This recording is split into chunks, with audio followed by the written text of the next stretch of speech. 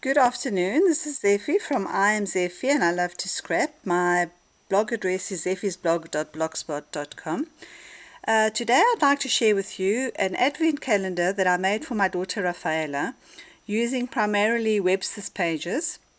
There is a little bit of Jillibean and a little bit of Prima here too, and a tiny bit of Graphic 45.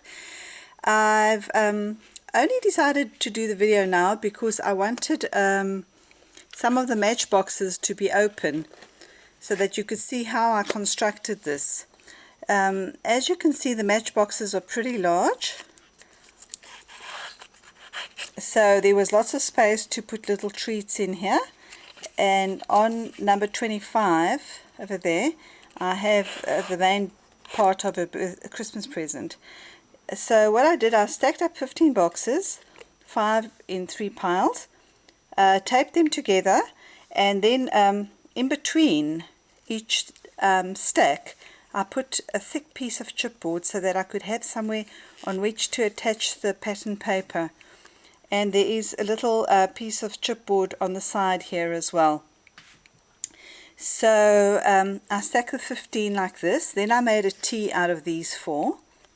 And once I'd covered this first section with my Jillibean paper, which I had serrated, I had measured out the little squares, which is actually really quite easily to do. I just measured the size of the boxes, serrated them partially, put the little holes in so that she can just pop this open, and then I made tabs around the sides and over the top and around the bottom, and I just glued it on.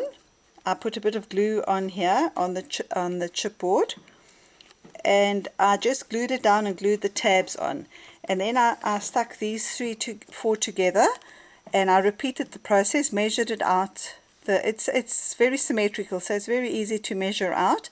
Serrated this over here, and don't forget to I wrote my numbers and embossed them before I put this all on.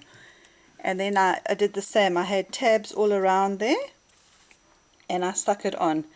And then what I did, I just measured how these would work for the roof. So I had these 3 stuck together with masking tape, double-sided tape, and these 3, and then I just individually, you can see the 6, individually pasted the pattern paper onto these boxes.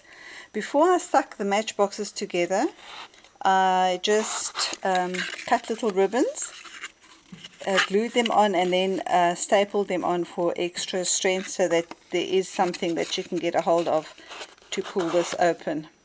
Okay, once that was done, I proceeded to cover the front of the house with just a very basic pattern paper. I have done a little bit of stamping on here just to give it more texture. I don't know if you can see over there. The windows I cut with my nestabilities, and once I'd cut the rectangle, I just took the craft knife and cut out the little square, which I proceeded to cover with a pattern paper. On this one I added some fine chiffon ribbon, and then a piece of transparency, a little bit bigger than the paper, and then I sandwiched it all back together with a normal rectangle behind it. This I've just, in the inside of this window, I've just used some wool, okay, a little bit of lace on those windows, and some rickrack over there, and some ribbon for detail there. Once again, nestabilities again, a basic grey brad, and lots of layering with recycled cardboard. The doorstep I cut with corrugated cardboard that I painted, and the doormat, I don't know if you can see that, I'll zoom in a bit, it says welcome on it, and there's a tiny little key under, oh, it says home, and a key stamp from my friend here in Athens, Katerina, who has the company Sfragidomania, and that's the little stamp that I cut and embossed with black embossing powder, and then fussy cut it out, and you will see the front of the house also has a little fence that is also from her. So very glad when I found that. Then I was looking through my stash and I came across the Websters pages, the 6x6, which were a perfect scale.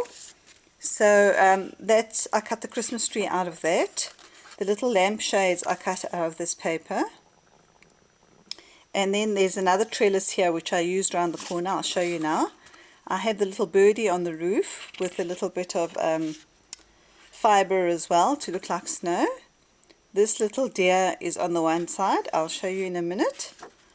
The bird cage I loved, so I've used that on the other side. And the whole, this was a pack of Webster's pages, which was Holiday Collection Combo Pack, which was Home for the Holidays and Winter's Wings.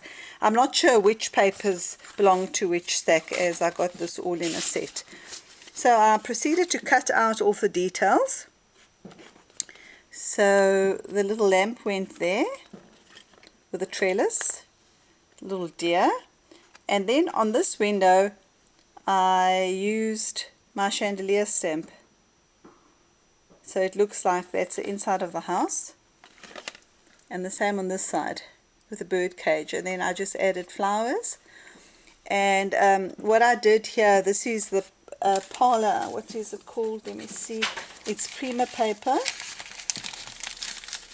the Annalie collection, and it's parlor. I just cut these out in little rectangles and cut them out with my Fiscus punch to give some detail. And this is Jillibean. In fact, I'd first cut it out in Jillibean, but I didn't like the stripes on the top, so I left that.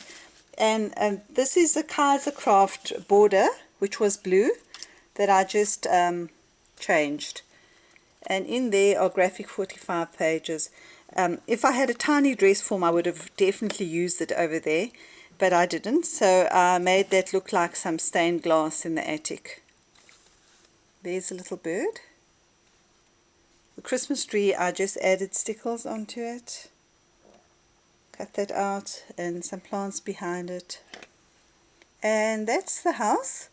My daughter loved it. What's lovely is that next year, what we can do next year is just redo this section, fill it up again, and redo the back, make a plan, and redo it. I wish you all a very Merry Christmas. Lots of love from Zeffy in Athens, and keep well.